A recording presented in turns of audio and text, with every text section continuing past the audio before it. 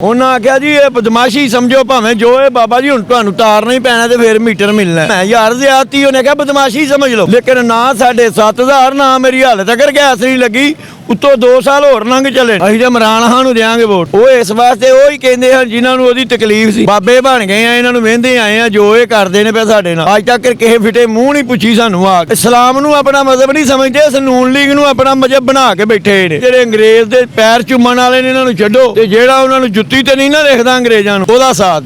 ਵਾਲੇਕਮ ਸਲਾਮ। ਕੀ ਹਾਲ ਹੈ ਬਾਬਾ ਜੀ, ਠੀਕ ਹੋ? ਅੱਲਾ ਦਾ ਸ਼ੁਕਰ ਹੈ। ਪੀਡੀਐਮ ਹਕੂਮਤ ਆਈ ਹੈ ਮਹਿੰਗਾਈ ਨੂੰ ਕਮ ਕਰਨ, ਲੱਗਦਾ ਕਰ ਦਿੱਤਾ ਉਹਨਾਂ? ਹਾਂਜੀ ਉਹਨਾਂ ਨੇ ਤੇ ਕੀਤਾ ਹੀ ਤੇ ਕਰਨਾ ਹੈ, ਲੇਕਿਨ ਇਹ ਜਿਹੜੀ ਦੂਜੀ ਹਕੂਮਤ ਹੈ ਨਾ ਹੁਣ ਉਹ ਸਾਨੂੰ ਲੈ ਦੇ ਜਾਊਗੀ।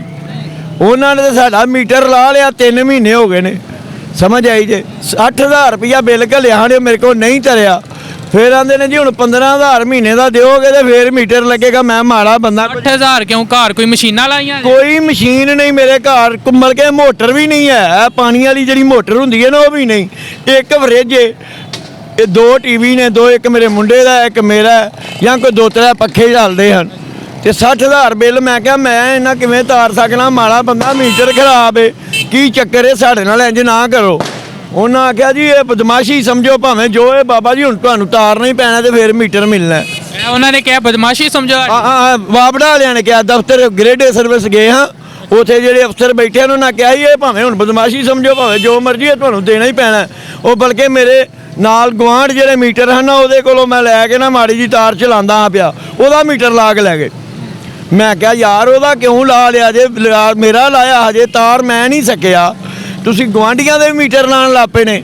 ਉਹ ਆਂਦੇ ਨੇ ਤੁਹਾਡੇ ਗੁਆਂਢੀਆਂ ਦੇ ਸਾਕਾਂ ਨੇ, ਤੁਹਾਡੇ ਸਾਕ ਲੱਗਦੇ ਹੋਣਗੇ ਜਿਹੜੇ ਗੁਆਂਢੀ ਨੇ, ਤਾਂ ਹੀ ਤੁਹਾਡੇ ਗੁਆਂਢੀ ਨੇ ਨਾ, ਤੇ ਉਹਦੇ ਤਾਂ ਲਾਏ ਨੇ ਕਿ ਉਹ ਤੁਸੀਂ ਉਹ ਤਾਰੋਗੇ ਤੇ ਫਿਰ ਮਿਲੇਗਾ। ਮੈਂ ਯਾਰ ਜ਼ਿਆਦਤੀ ਉਹਨੇ ਕਿਹਾ ਬਦਮਾਸ਼ੀ ਸਮਝ ਲਵੋ। ਉਹਨਾਂ ਕਿਹਾ ਅੱਛਾ ਜਿਹੜੀ ਪੀਡੀਐਮ ਹਕੂਮਤ ਹੈ ਹੁਣ ਜਿਹੜੀ ਹੈ ਮੌਜੂਦਾ ਨੂਨ ਲੀਗ ਦੀ ਹਕੂਮਤ ਹੈ, ਇਹ ਆਏ ਹਨ ਕਿ ਅਸੀਂ ਮੁਲਕ ਦੇ ਹਾਲਾਤ ਬਿਹਤਰ ਕਰਾਂਗੇ, ਕੀ ਲੱਗਦਾ ਕਰ ਸਕਣਗੇ? ਉਹਨਾਂ ਬਿਹਤਰ ਕੀ ਕਰਨਾ, ਉਹਨਾਂ ਨੇ ਤੇ ਉਹਨਾਂ ਦਾ ਬੰਦਾ ਗੈਸ ਵਾਲਾ ਹਜੇ, ਉਹਨੂੰ ਮੈਂ ਜਾ ਕੇ ਪੈਸੇ ਜਮ੍ਹਾਂ ਕਰਾਏ ਨੇ। ਮੈਨੂੰ ਆਂਦਾ ਗਲੀ 'ਚ ਆਇਆ ਲੈਂਡਮੈਨ ਜੀ, ਮੈਂ ਹੀ ਅਫਸਰ ਆ, ਮੈਨੂੰ ਪੈਸੇ ਜਮ੍ਹਾਂ ਕਰਾਓ, ਮੀਟਰ ਲੱਗਣਾ ਨਹੀਂ ਤੇ ਨਹੀਂ ਲੱਗਣਾ। ਮੈਂ ਉਹਨੂੰ ਆਪਣੀ ਦਰਖਾਸਤ ਵਹਾਈ, ਮੈਂ ਕਿਹਾ 2 ਸਾਲ 3 ਮਹੀਨੇ ਹੋ ਗਏ ਨੇ, 2 ਸਾਲਾਂ ਬਾਅਦ ਪਾਸ ਹੋ ਜਾਂਦੀ ਹੈ।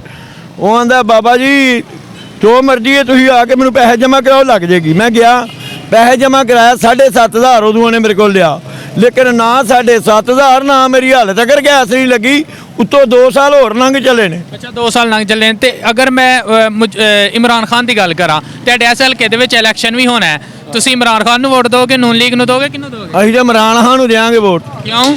ਇਸ ਲਈ ਕਿ ਉਹ ਬੰਦਾ ਗੁੱਡ ਏ। ਇਹਨਾਂ ਨੇ ਤੇ ਬਸ ਬਦਮਾਸ਼ੀ ਖਿਲਾਰੀ ਹੈ ਹਰ ਪਾਸੇ, ਜਿਹੜੇ ਪਾਸੇ ਜਾਓ ਆਂਦੇ ਨੇ ਬਦਮਾਸ਼ੀ ਸਮਝੋ ਭਾਵੇਂ ਜੋ ਮਰਜ਼ੀ। ਹੁਣ ਮਾਰਿਆ ਬੰਦਿਆਂ ਨਾਲ ਬਦਮਾਸ਼ੀ ਹੋਣੀ ਹੈ ਤੇ ਫਿਰ ਤੇ ਰੋਣਾ ਹੀ ਹੈ। ਅੱਛਾ ਇਮਰਾਨ ਖਾਨ ਨੂੰ ਹੀ ਤੁਸੀਂ ਕਿਉਂ ਪਸੰਦ ਕਰਦੇ ਹੋ? ਉਹ ਇਸ ਲਈ ਕਿ ਉਹਦੇ ਬੰਦਿਆਂ ਦੇ ਵਿੱਚ ਬਦਮਾਸ਼ੀ ਹੈ ਨਹੀਂ, ਉਹ ਬੰਦਾ ਗੁੱਡ ਏ। ਉਹ ਜਦੋਂ ਉਹਦੀ ਹਕੂਮਤ ਹੀ ਲੋਕ ਉਦੋਂ ਵੀ ਕਹਿੰਦੇ ਹਨ ਕਿ ਮਹਿੰਗਾਈ ਬਹੁਤ ਜ਼ਿਆਦਾ ਹੋ ਗਈ ਹੈ। ਉਹ ਇਸ ਵਾਸਤੇ ਉਹ ਹੀ ਕਹਿੰਦੇ ਹਨ ਜਿਨ੍ਹਾਂ ਨੂੰ ਉਹਦੀ ਤਕਲੀਫ ਸੀ, ਹੋਰ ਕਿਸੇ ਨੇ ਕੱਲ ਹੀ ਕਹਿਣਾ, ਬਾਕੀ ਤੇ ਸਾਰੇ ਉਹਦੇ ਹੱਕ 'ਚ ਹਨ। ਮਤਲਬ ਤੁਸੀਂ ਇਮਰਾਨ ਖਾਨ ਨੂੰ ਹੀ ਪੱਕਾ ਸਪੋਰਟ ਕਰਦੇ? ਅਸੀਂ ਤੇ ਹੁਣ ਉਹਨੂੰ ਹੀ ਸਪੋਰਟ ਕਰਾਂਗੇ। ਹਾਂ ਇਹਨਾਂ ਨੂੰ ਵੇਖ ਲਿਆ ਤੋਲ ਕੇ, ਪਹਿਲਾਂ ਵੀ ਬੜੇ ਚਿਰ ਦਾ ਤੋਲਦੇ ਆਏ ਆ, ਬਾਬੇ ਬਣ ਗਏ ਆ, ਇਹਨਾਂ ਨੂੰ ਵਹਿੰਦੇ ਆਏ ਆ ਜੋ ਇਹ ਕਰਦੇ ਨੇ ਪਏ ਸਾਡੇ ਨਾਲ। ਅੱਜ ਤੱਕ ਕਿਸੇ ਫਿੱਟੇ ਮੂੰਹ ਨਹੀਂ ਪੁੱਛੀ ਸਾਨੂੰ ਆ ਕੇ। ਇਹ ਡਸਕੇ ਦੇ ਬਾਰੇ ਕਿਹਾ ਜਾਂਦਾ ਨੂਨ ਲੀਗ ਦਾ ਗੜ੍ਹ ਹੈ, ਇਹ ਤਾਂ ਹਮੇਸ਼ਾ ਨੂਨ ਲੀਗ ਹੀ ਜਿੱਤਦੀ। ਉਹ ਇਹਦੇ ਵਿੱਚ ਹੈ ਨੇ ਕੁਝ ਲੋਕ ਜਿਨ੍ਹਾਂ ਨੇ ਇਹਨੂੰ ਆਪਣਾ ਮਜ਼ਹਬ ਸਮਝੇ ਆ, ਪਾਰਟੀ ਨਹੀਂ ਸਮਝਦੇ। ਉਹ ਇਸਲਾਮ ਨੂੰ ਆਪਣਾ ਮਜ਼ਹਬ ਨਹੀਂ ਸਮਝਦੇ, ਇਸ ਨੂਨ ਲੀਗ ਨੂੰ ਆਪਣਾ ਮਜ਼ਹਬ ਬਣਾ ਕੇ ਬੈਠੇ ਨੇ। ਉਹ ਹੀ ਹੈ ਨੇ, ਹੋਰ ਕੋਈ ਨਹੀਂ। ਡਸਕੇ 'ਚ ਲੋਕ ਨੇ ਐਸੇ? ਹਾਂਜੀ ਹੈ ਨੇ, ਉਹ ਵੀ ਉਹਦੇ ਨਾਲ ਦੇ ਸਰਮਾਇਆਦਾਰ ਨੇ ਨਾ, ਮਾੜਾ ਕੋਈ ਨਹੀਂ ਜਿਹੜਾ ਉਹਦਾ ਹਾਮੀ ਹੋਵੇ, ਸਿਰਫ ਸਰਮਾਇਆਦਾਰ ਲੋਕ ਨੇ। ਤੇ ਐਸ ਤੁਹਾਡੇ ਸਰਮਾਇਆਦਾਰਾਂ ਦੇ ਇਹ ਸਾਥੀ ਨੇ, ਆਪੇ ਵੀ ਸਰਮਾਇਆਦਾਰ ਨੇ। ਹਾਂਜੀ ਉਹ ਵੀ ਸਰਮਾਇਆਦਾਰਾਂ ਦਾ ਸਾਥ ਦਿੰਦੇ ਨੇ।